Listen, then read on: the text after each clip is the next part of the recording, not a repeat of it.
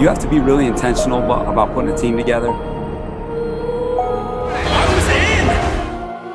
Crawled out of the pound and started screaming. How good is Joey Bosa? Herbert, rolling, looking, throwing, end zone, touchdown, it's intercepted. Derwin James. Derwin was there. You got to be on a mission every day in the NFL. But even more than that, you got to be on a mission together. Welcome to another episode of Chargers Unleashed. Jake Hefner and Dan Wolkenstein here with you from the LA Football Network. Today's show is being, of course, brought to you by Manscaped. Dan, gotta love Manscaped. Yes, I have a shirt on. We save balls. Go to manscaped.com. Use the code LAFB20. That's a new code, LAFB20. Get 20% off and free shipping. Get the Lawnmower 2.0. You've heard the spiel. But yes, LAFB20. Use the code at checkout. 20% off and free shipping.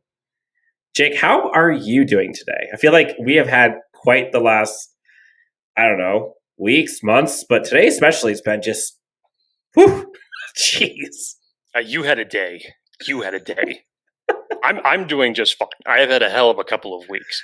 I'm ready for a vacation, and I'm getting one this weekend that I am extremely excited about. So I'm in good spirits. But yes, this feels weird because you and I have not talked with one another since,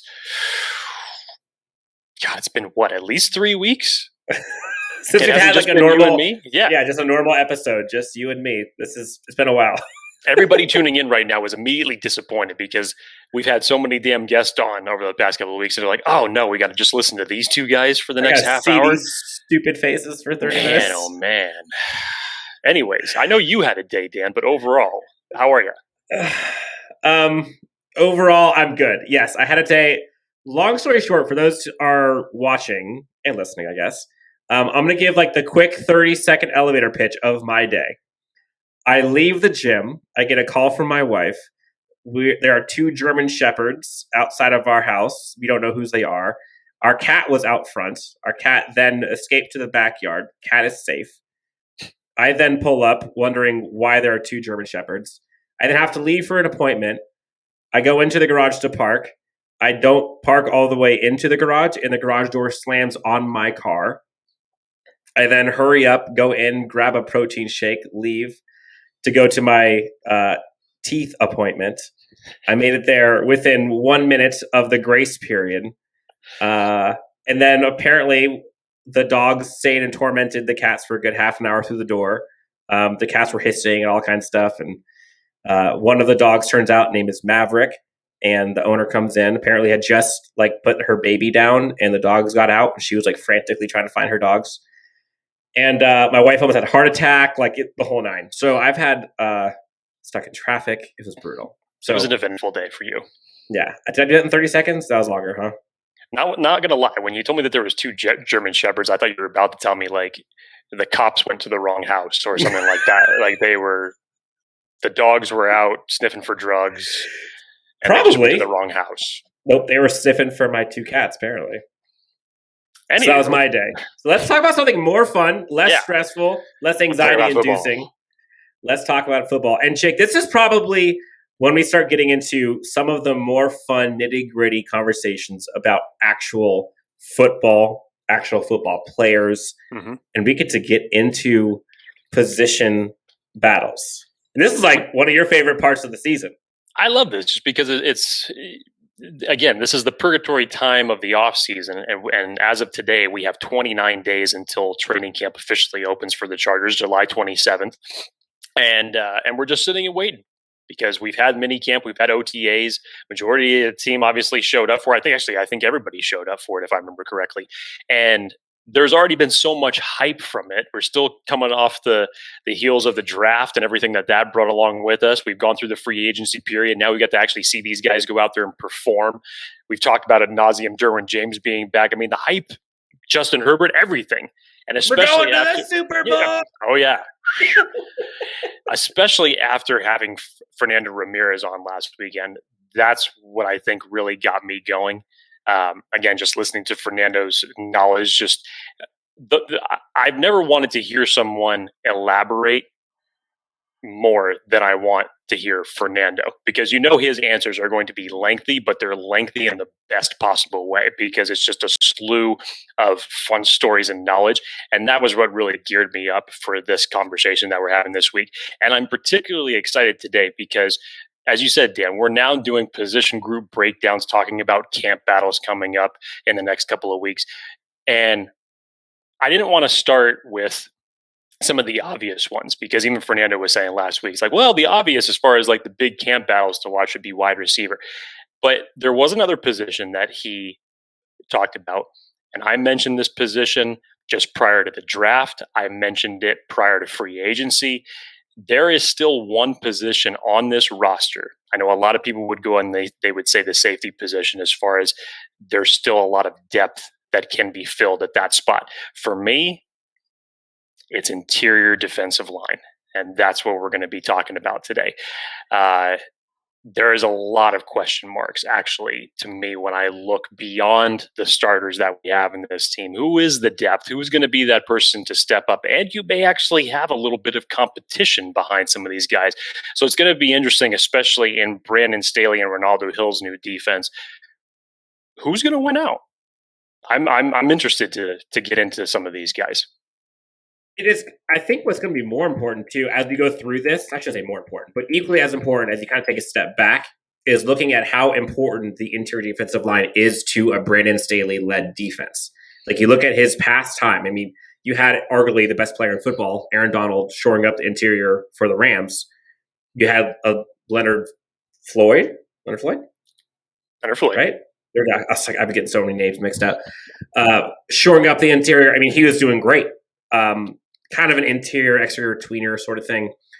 Interior is very important, especially if we're switching to 3-4. So how it's going to be deployed, I think, is going to be kind of shaping this conversation with which ones make the depth chart, why they're going to be important, because it's a unique defensive front that we're having to fit for a Staley-led defense. Yeah, definitely. And the interesting thing about this is that for certain players that we're still kind of waiting to take that next step, or, you know, we've been waiting a couple of years for this new scheme change, and especially with this new coaching staff, it may end up turning out to their benefit. So it's going to be a completely new look defense. And I could be sitting here today and saying that I'm very scared about the depth, but who knows? You really don't know. If we're still talking about a Gus Bradley scheme here, I'd probably be walking on eggshells for this position all the way up until week one. But the truth is, as we said last week, we really don't know what to expect because of the new coaching staff that's come in. But let's start this off. Let's kick it off. We're going to go through the obvious starters of it, and switching to a 3-4. You got to start with the big man in the middle, Linval Joseph. Probably one of the more underrated defensive linemen that played last year as far as production goes. And I'll even say underrated from my standpoint, because even I didn't give him probably the respect that he deserved. It's nothing that jumps out to you, but do you know that Linval Joseph played 725 snaps last year, which I think was actually 9 short, if I remember reading it correctly, 9 short of his career, that like best in his career that he's done on an annual basis. Wow. But still, even in that, 62 tackles, 14 quarterback pressures, 3 tackles for a loss, and 2 quarterback hits. Now, it may not seem like a lot because, again, we have to think it's a completely different defense, and the Chargers never blitzed, and they were weak against the run, and whatever you want to say. But still, for a guy at that position, that's still good production that you'd want to see. Could you have seen more? Absolutely. But for an anchor for a defensive line for this team that had so many moving parts throughout it, and just needing that one person to step up and stay consistent, Linval Joseph was on that short list. And you heard Fernando talk about it on our last episode, where he said, like, he did a lot of the dirty work that you don't necessarily see in the stat sheet, where he'll be the one kind of coming in behind the scenes, shoring up tackles, he'll be the one kind of cleaning up behind the line of scrimmage. Like, you saw a lot of effort, a lot of motor from a Linval Joseph, and it's really good and important to see that from the interior. Like, you see a lot of that happen with outside linebackers, defensive ends, safeties, all kind of stuff. But when you have a defensive lineman who is that big, who is still kind of coming at it from the backside, it's a really important piece for a defense that needs to be able to tackle and finish. Mm-hmm. Linval Joseph is one of those like immovable objects where he's not going to be the one flying up, attacking the quarterback and getting all kinds of sack numbers, but he's going to be the one that's going to be the right place, right time for the most part. And you're not going to be able to move him off of his point very often without double teams. And I would love it if folks double teamed Linval Joseph, because that just means more room for the other guys on our defensive line. I think Linval Joseph is clearly, I don't want to say clearly, but I think is going to be starting off kind of the nose tackle one in this defense. Yep. I mean, he'll go back to his traditional nose tackle spot. And Giff Smith, he has kind of an interesting, the defensive line coach, he has an interesting group of guys because he has a lot of different players he can play and kind of deploy them for different reasons. So like Linval Joseph is one of a kind in this defense. And then you'll notice as we go through these, there's a ton of other guys that have different kind of specs, kind of position types, archetypes, if you will, that Brandon Staley and this defensive line coach can use when they want. Mm-hmm. Yeah, absolutely. And it's interesting from Linval Joseph's perspective because I look at the measurables of him, and especially with this move to a 3-4, it's been a long time since the Chargers have had that dominating presence in the middle. Go all the way back to Jamal Williams. You want a more athletic version of Jamal Williams? See Linval Joseph. And it's insane when you say that about a guy who's 6'4" and 323 pounds. But forget all that, dude. If you watched film of him last year, the guy's chasing down people. The guy's going sideline to sideline still to follow the ball and make a play. This is the more athletic version of Jamal Williams. And in a 3-4 defense, which I know even during his time in Minnesota, I believe it was more for his duration, it was more 4-3 at that time. I think that this is going to be a great move for him because of his size. And now you're actually going to get an opportunity to have the likes of Justin Jones and Jerry Tillery, all three of these guys playing on the field at the same time, something that we have not gotten a chance to see from them yet. And I think it's going to benefit all parties. Now, that's interesting to say that. So I know it technically it's a 3-4 front, but your front would be what? Like Joseph, in your eyes, Tillery. Yeah, which, I mean, Tillery obviously is going to be the wild card because Sure. Especially from things that I've read, they're still going to find a way to use him on the edge and mix him up. But yeah, ideally what you're going to see is you're going to see Joseph in the middle, and you'll probably see Tillery on the right of him, and then Justin Jones on the left. Got it. And then you'd have Bosa and Nwosu on their ends. Yes. Mm-hmm. Got it. Okay. Now, moving on to Tillery for a sec, who I think, do both of us agree that's probably nose tackle 2 or interior defensive line number 2? You probably put, I mean, what's labeled as the defensive end, that's probably where he's going to get his bread and butter as far as just his downs goes. But it's a very interesting situation that he's in because I say what you will about his season last year. And has he lived up to first round expectations thus far in his first 2 years? The short answer is no.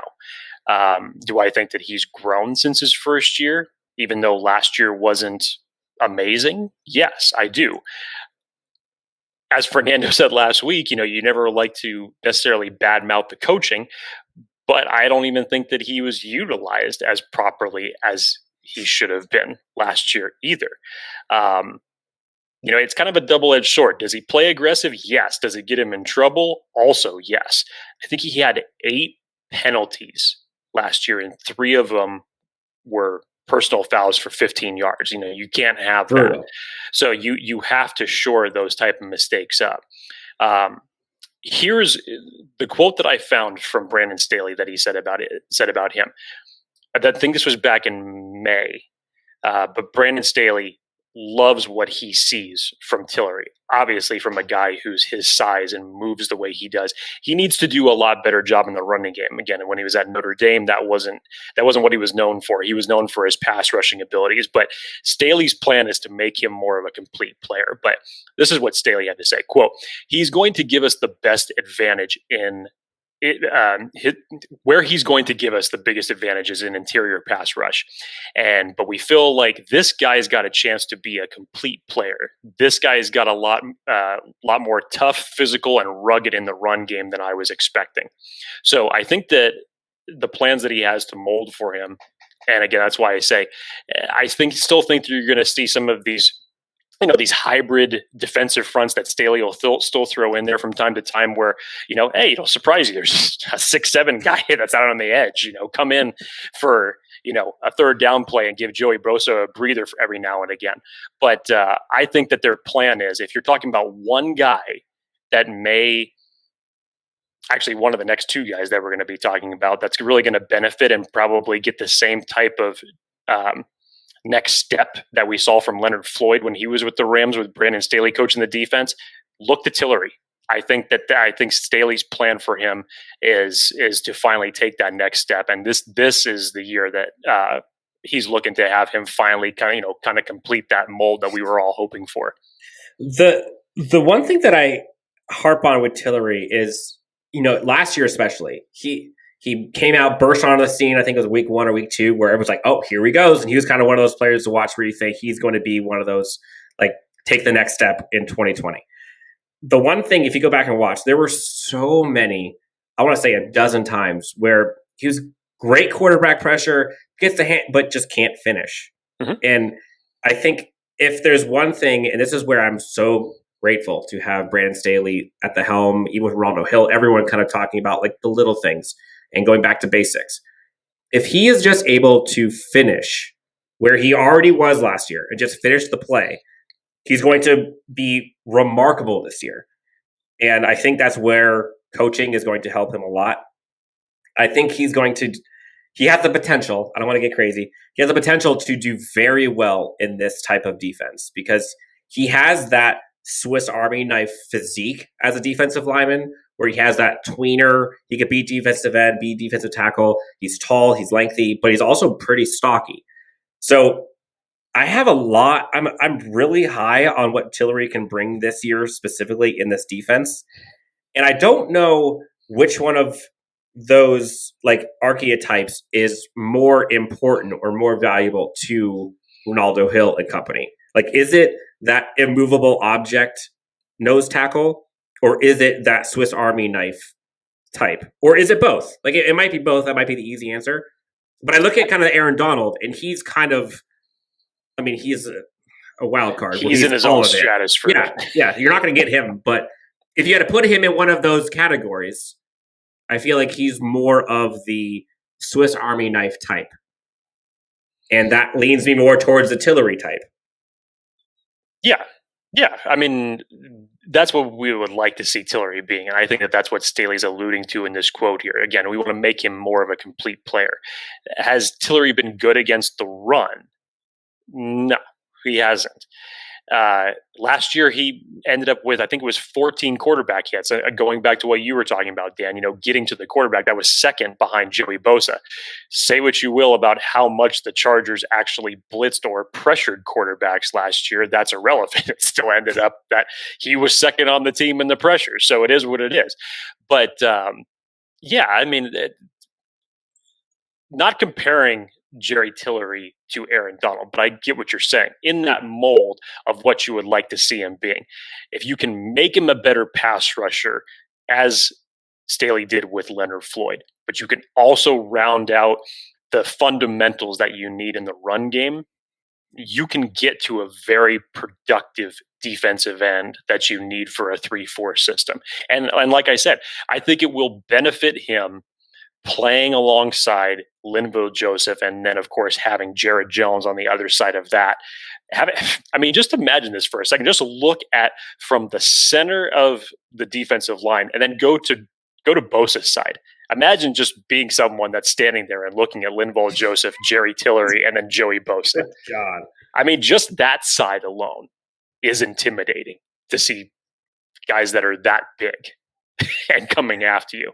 But again, it's all about refinement. It's all about rounding out your game.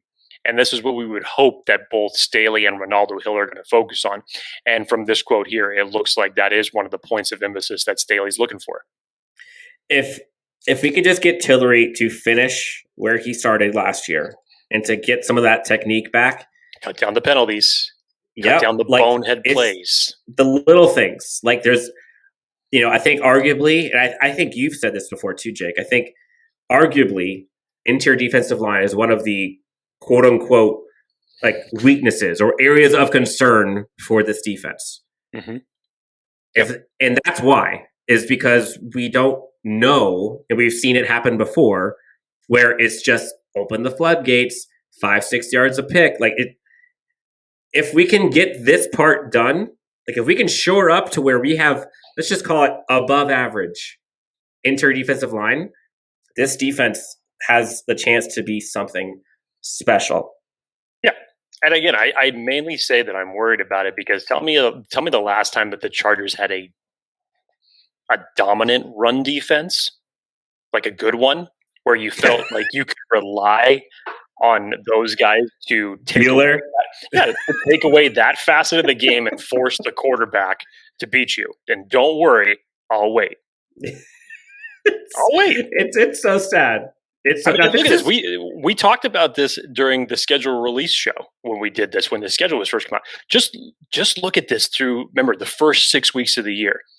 Washington, Antonio Gibson. You don't think that Ron Rivera is going to want to run the ball down our throat in that game? Then your second game's against Dallas, okay? Zeke Elliott looking for a redemption year for himself. You already know that the Chiefs are going to do it in week 3. Andy Reid's still going to want to keep some balance with as good as Patrick Mahomes is going to be playing. You play the Raiders, okay, that's a little bit hearsay. Then you get the Browns and you get the Ravens and you get the Patriots. All three of those teams. And you get the Bengals. I mean, it's like all of them. We're going up against arguably probably the best running backs in football all season. I mean, there's a lot of running backs that the Chargers Cam Akers. Go up against. I mean, it's like we're going up, go up against Saquon Barkley at some point in the year. It's going to be rough sledding if this run defense can't get shored up, and it needs to get up quickly. And if the run games of the opposition is able to get started early, hold your breath at the beginning of the season. Hold your breath. Now, let's jump to Justin Jones, because I think it's a good comparison that you made, Dan, when you were talking about Jerry Tillery being more of that versatile Swiss Army knife, a guy, who's good at the pass rush, needs a little bit of work in the run game. Justin Jones is the complete opposite of that. His work against the run is stout, but he registered his first career sack just this past year. And he's heading into his fourth year. Why do you think that is? Well, I mean, I think it's a variety of different things. I think that when he came on with his team, Gus Bradley was still the defensive coordinator. Yeah, I think you knew what you had from Justin Jones. Didn't put up huge stats as far as rushing the passer in college. Has always been a good run defender, but however you may have thought about that, and he's been in and out. He has succumbed to injuries over the last couple of years. Nothing that's been for long stretches of periods of time. Maybe 2 years ago, if I remember correctly. But yeah, I think it's more of just utilization. And I think this is going to be another potential player to watch for to take kind of that Leonard Floyd leap. Okay, like we had, and what Brandon Staley's already talked about, and we've heard this from all the other players, where they're going to put your guys in the best position to win. Now, does that mean that we're going to play a defense to a strength that's going to be of every individual player? I would hope so. So for Justin Jones, if Brandon Staley's looking at this, and obviously I'm sure he has, you look at what Justin Jones' strength is, and it's the run game. Do I think that there's still potential to unlock him as a pass rusher because of the athletic ability that he possesses? Yes, I do. It'd be nice to see that. When I actually read that stat earlier that he got his first career sack this past season, I was like, really? That was it? Okay. But this is another one that's interesting, and especially for Justin Jones, because now this is his final year in as a contract in the Chargers. So his days in the powder blue and yellow could be numbered. So is this going to be the year that he is able to step up? And whether it's for the Chargers or another team, make a case to be paid after this season. And isn't it's really interesting too. One of the things Fernando talked about on the last episode, we said like one of the differences with this team this year with the coaching staff is like the energy that the players have towards the coaching and kind of where they're heading. And they talk about Joey Bosa is so excited. To get him excited, like that says something. I don't know about you, but like when I hear contract year, like especially for defensive players, I can't think of a better coach to bring into your team to help you on a contract year than the coaching staff that has come in. Yeah. And so like if I'm Justin Jones and I'm trying to get paid, like who else would you rather, what other coach would you want to get you ready for that? Mm-hmm. So like him, we'll talk about Uchenna Nwosu in another episode. There's a lot of guys on defense that are like pumped to have this as kind of the year of Brandon Staley. There's a reason why everyone's excited. Justin Jones is going to have an impact on this team. Now, will I be surprised if he has a larger impact than the other two we mentioned before? Yeah. But I think a lot of his impact comes without looking at the statistics. Like he's kind of just the one that he's always lined up under center. Like he's kind of plugging in gaps for other people to make plays. And so in my eyes, if you're hearing, and I wouldn't be surprised this year and beyond if we have him for that long, you hear Justin Jones's name more because I think Brandon Staley's types of defenses, you see more contributions from many more players than just the superstars. Like you see people out of nowhere. They're like, oh my gosh, I can't believe John Johnson and all these other players. Leonard Floyd, had a miraculous year.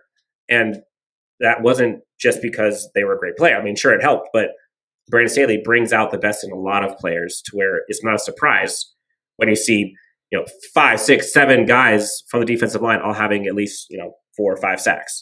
Yeah.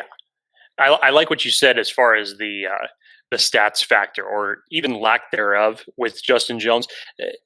That's not the most important thing when it comes to his game. Mm-hmm. 2 years ago when he only played 12 games that year, I remember anybody that you talked to or anybody that you heard when it came to the Chargers' struggles on defense that year, a lot of them went to the fact that Justin Jones wasn't playing. And because everybody knew how vital he was as being a run defender for that team. And when he wasn't playing, the run defense was suffering. Was it solely his fault? Absolutely not. But you need a key cog like that to be a rotational piece to try to shore up a leaky run defense. And they understand that, and that's why that's what he's known for. He's not known for getting the quarterback hits. And obviously, as I just said a few minutes ago, he's not known for getting the sacks. He's going to do the dirty work. He's going to do the dirty work that not a lot of people are going to pay attention to. But when he's not on the field, you're going to recognize him more than anything. Now, the next person we're going to talk about, I'm going to put you on the spot here for a sec. Not where we start the season, but let's go week 18. Who do you see as the next position or the next in line? So I guess it'd be in the depth chart, 4? Of all the players we're talking about, who is going to be that by the end of the season? Christian Covington. Yeah, Christian Covington. So, as we all know, Damian Square was let go this year. He went elsewhere. Christian Covington was brought in as the Damian Square replacement. If you want to talk about how, especially last year, Linval Joseph is just built, is just what do they call him? There was a name for him last year, Dan. I can't remember what it was. I thought it was like a refrigerator, all kinds of stuff. Like a refrigerator or like a variation of a tank that they put like a cool Pepsi little machine. Name. Yeah, something like that. If Linval Joseph is that, then Christian Covington is like his little cousin. It's a big the boy. way that he's built. He is stacked. And this is more of the reason why this is the Damian Square replacement. Again, going back to the aspects of the running game, a rotational piece. His best, he's had previous stints with the Texans, with the Dallas Cowboys, with the Denver Broncos, and short stint with the Bengals. Those last 3 teams, those all came in the last 2 years. But where he had his most success when he was in Houston was in a 3-4 defensive front. Hey, there you go. That's nice to see. And for a guy that plays with a lot of underrated power and strength, you see some of the clips that you can find on Twitter when he's making plays out there, and he's winning with his power. So it's nice to have a guy like that where it doesn't always have to be finesse technique and getting around one guy, just by using a move. It's nice to see someone that's just got that power to say, you're in front of me and I'm going to get past you by just knocking you on your ass. I love Christian Covington because one of the things that I've noticed, it seems as though this coaching staff and Tom Telesco have been very specific with going after like different archetypes. So you don't have a lot of guys who all do the same thing. Like when you look at Christian Covington, he has weirdly long arms, like to his advantage. His arms are crazy long, and you watch it, you're like, I'm not like once you're in front of him, like you're kind of stuck. He thick. You're not really moving him away. I think his arms are his competitive advantage, in my opinion. Like you said, big boy. I mean, he's 300 pounds. Mm-hmm. He's certainly not as tall as some of the other linemen we have, but I think that is used to his advantage because I think that kind of catches people off guard when he's just stacking bricks in front of them. Yeah. I'm interested to hear from your perspective, though. So, like, you look at a Christian Covington, and you go down the list of some of the other guys that are on this depth chart, which we'll get into, but you see him above a Fohoko and a Broughton by the end of the season? Yeah, I do. And I say that for, a few obvious reasons, obviously just experience. For as many years as he's been in the league, he obviously has that advantage over the rest of the guys. But I think he was brought in for a reason. And I think that this was a very low-key free agent move that was after, it was after the draft. It was the early part of May that this was done. And this may be one of the more underrated moves that not a lot of people are paying attention to. And especially for a position group like this, that you have needed depth, not just now, but I mean, you've needed depth along this line for a little while. Even with Linval Joseph coming in for the 2020 season, there were still some question marks to be had as far as who was behind him and who was going to step up.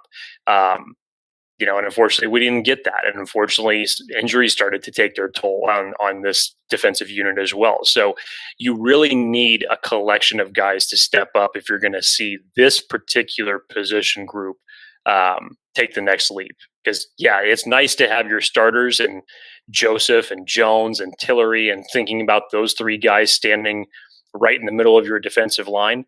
But there's got to be some other ones. There has to be some other ones, even if it's just one. Give me one.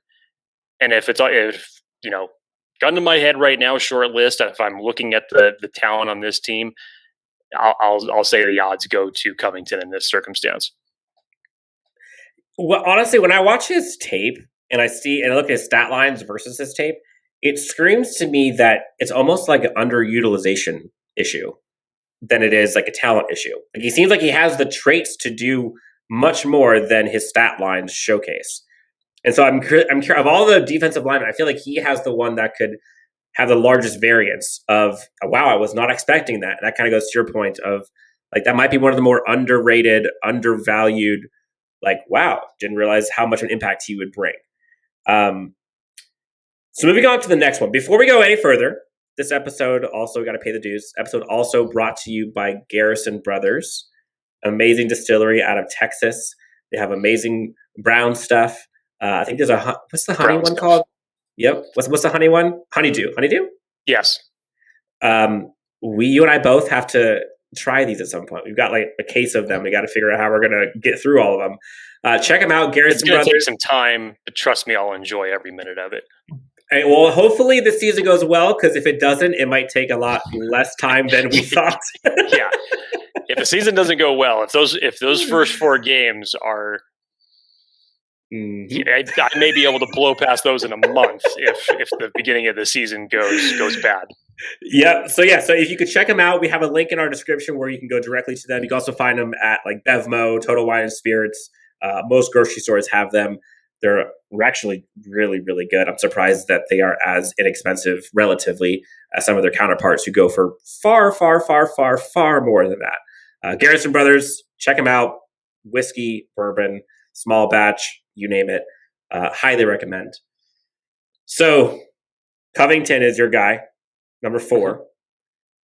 Are you going Fohoko as number 5? You know what's interesting? Because I think that this, when you really look at the guys from this point of the list on, we'll start with Fohoko, but this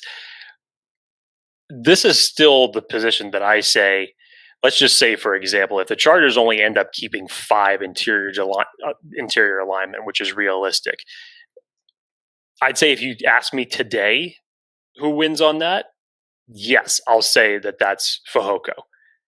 But if you ask me 2 months from now, that answer could change.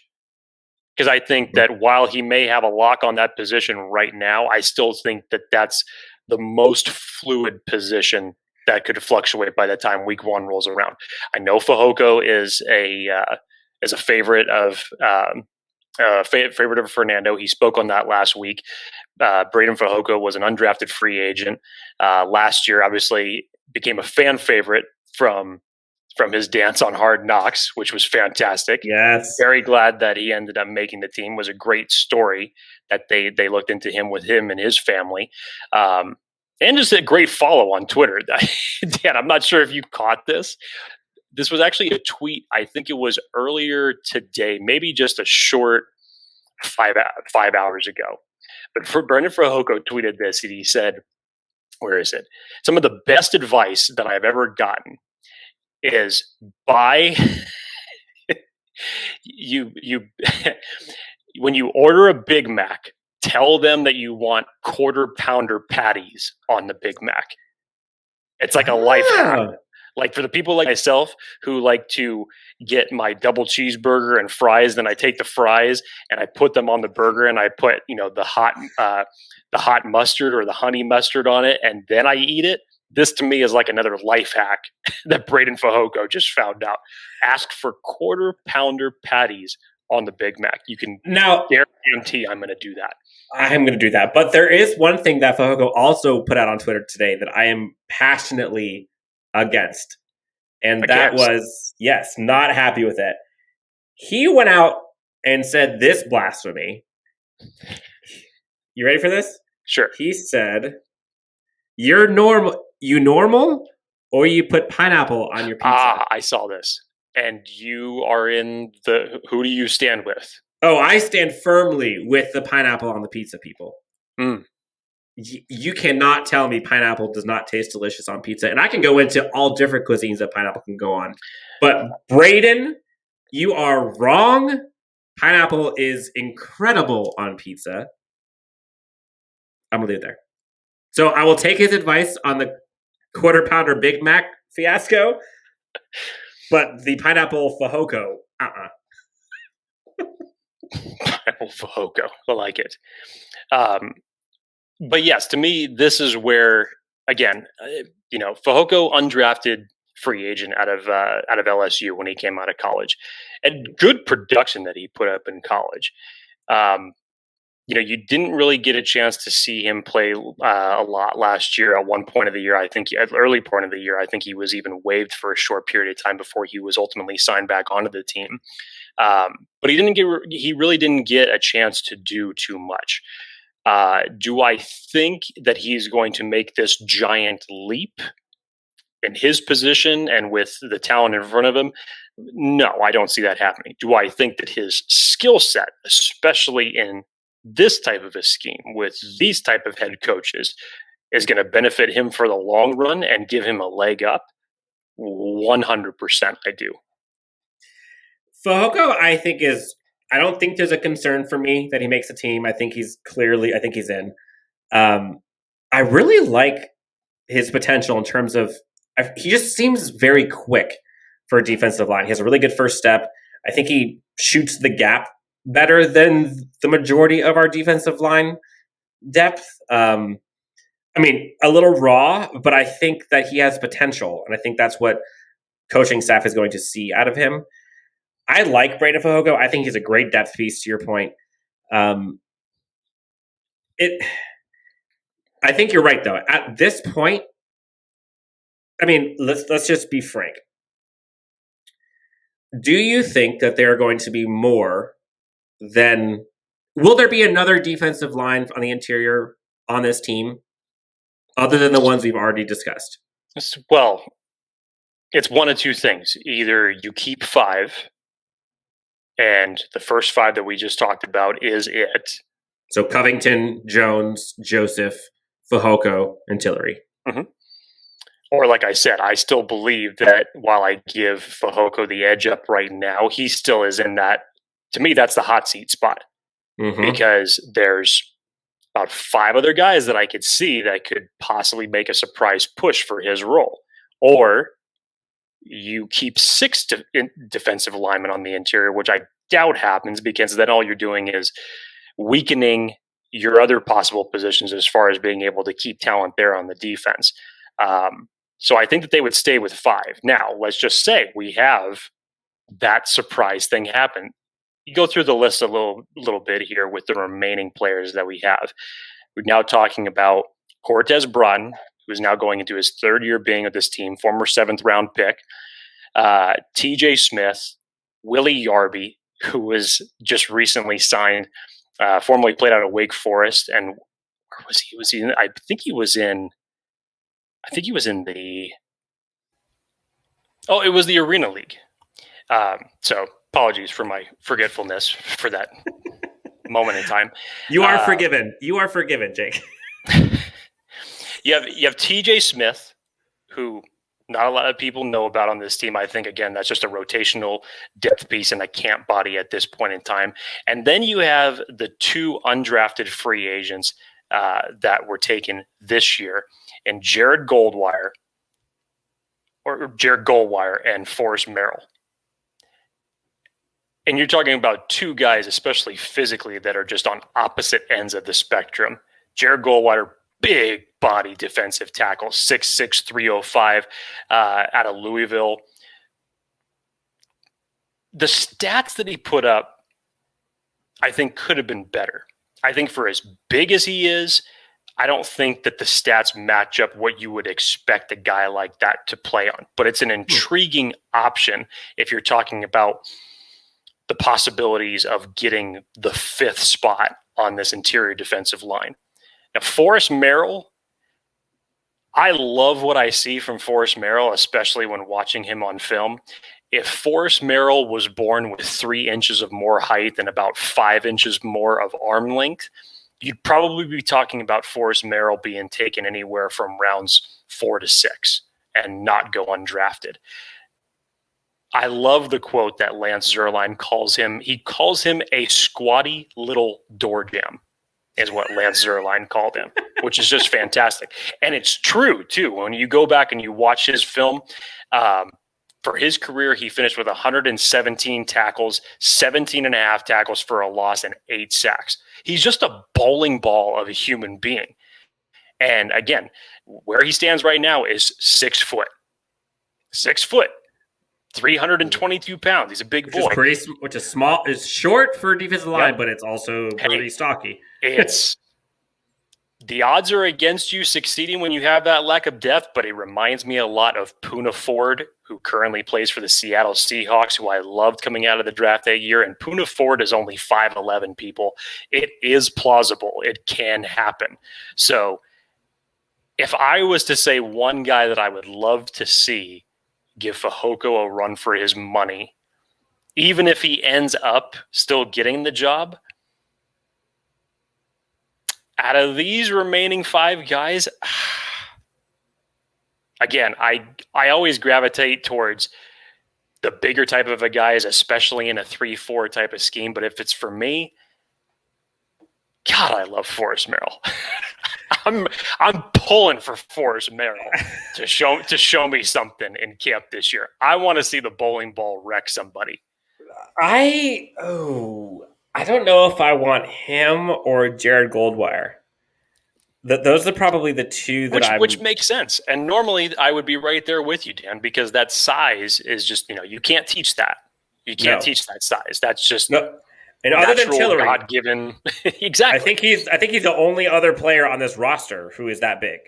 Mm-hmm. And so I think it's a good depth piece. I think it's like an insurance policy potentially. So I'm kind of leaning towards Goldwire, but again, at this point, like we're talking the last position if it's there. Now, could they do something interesting and they put like, I don't know, Tillery as a defensive end technically? Like maybe, but I doubt it. This is going to be interesting in the sense that I think the defensive line interior-wise is probably going to be one of the most important components of this defense in terms of what keeps it from getting to its potential.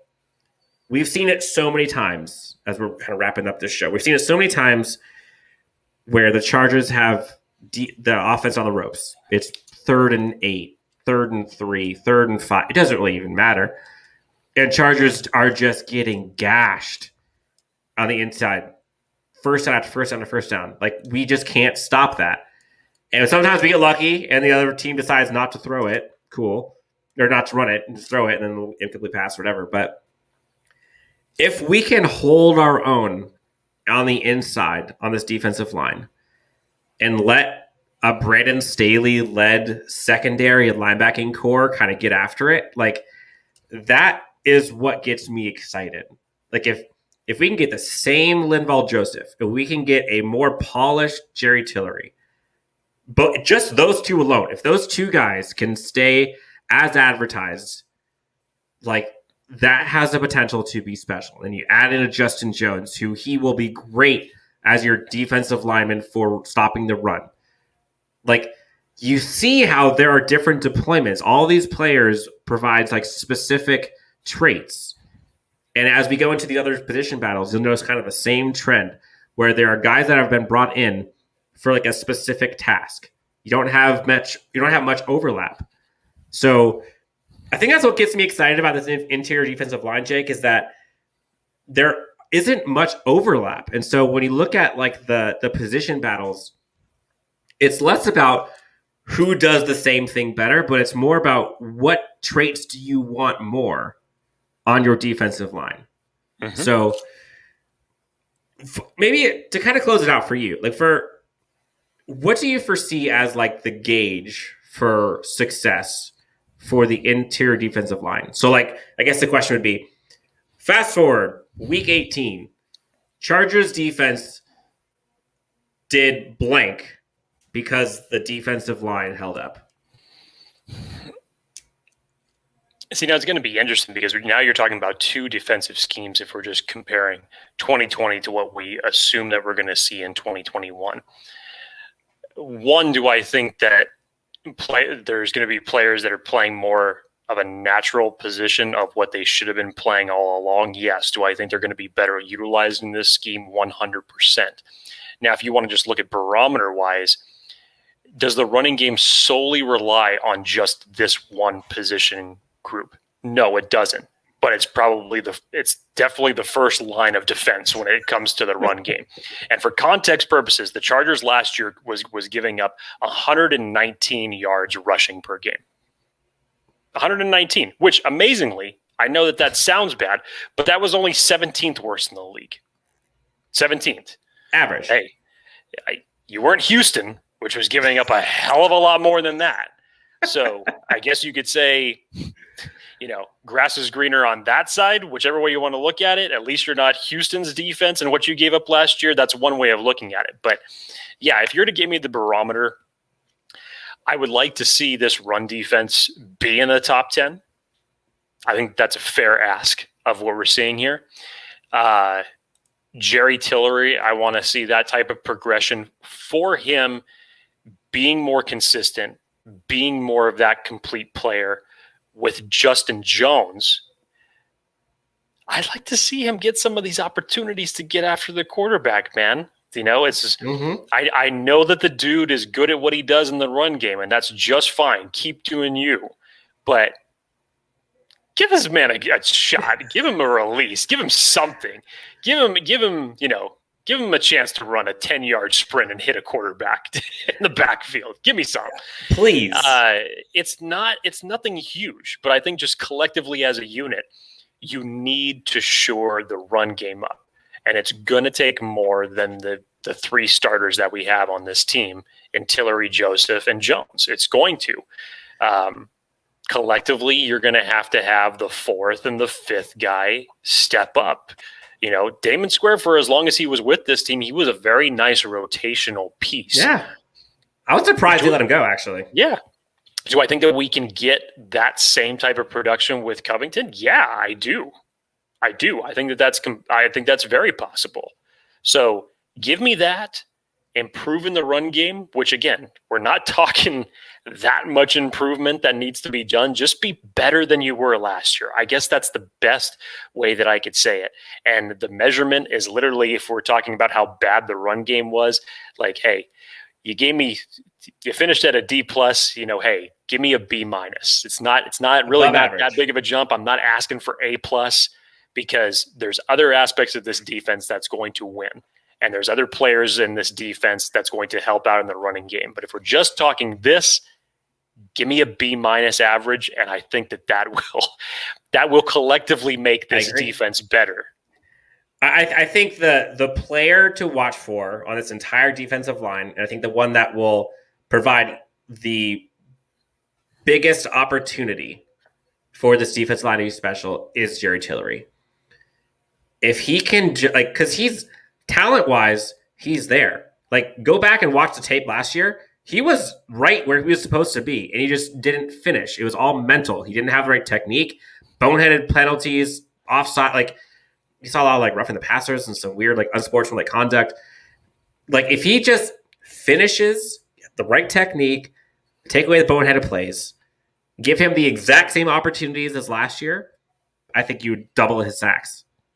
He's that good. And so when you look at kind of the Leonard Floyd role, Jerry Tillery kind of has that. I know everybody talked about kind of Kyle Fack role. Everybody talked about Shannon Nwosu, everybody coming in. I really think that a Chris Rumpf / Jerry Tillery, they're very similar in body types. Those are the two that I think are going to be the most like a Leonard Floyd. Yeah. Yeah, absolutely. And again, you're talking about two guys that are just different on what they do best. Mm-hmm. Tillery in the pass rush, Jones in the run game. Can both of these guys become more complete players? And like you said, Dan, I think in this coaching staff and under them, they definitely have that potential to do so. They want to get paid, and this is the year to do it, especially for Justin Jones. So that's going to do it, I believe, for the defensive line breakdown for position battles. Yeah, I'm sick of talking to you. I'm done. Okay, you done? Cool. Me too. I was taking a look at your ugly mug. Sorry, I'm talking to myself because my ugly mug is much, much worse than yours. And I'm glad you're staying hydrated, Jake. That's important. Well, I was staying hydrated with, with Brewery X plenty this week. There we go. Time to take a break.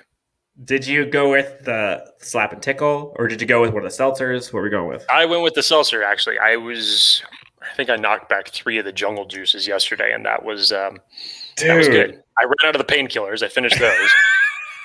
I think I still have some X on the beaches that are still left in there, but jungle juice is what I still have the majority of that's in there. Okay, that jungle juice stuff is no joke. What is it, 10%?